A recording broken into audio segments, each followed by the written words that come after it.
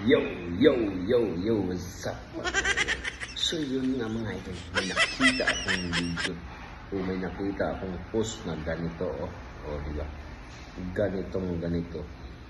Diba si Marcolita inaakusahan ng Flanders, si Senator Marcolita. So yun, ganito pala yun.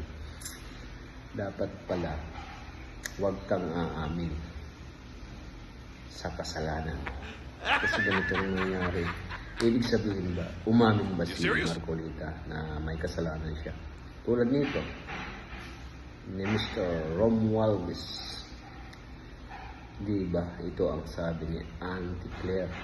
Hindi pwedeng akusahan. Hindi pwedeng kasuhan.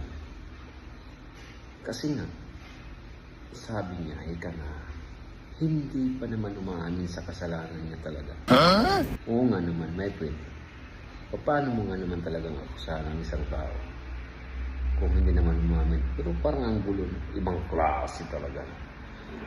Hindi mo pwedeng akusahan kasi hindi naman umamin. Ay paano nga aamin yan? Sino bang umamin ng may kasalanan? Bot sa langaw. Sige nga. Yung dati bang mga senador na lumipat talaga ang tikler talaga, no? Ibang klase ka talaga, bilib talaga ako sa iyo, ang lupit mo talaga magpaliwanag.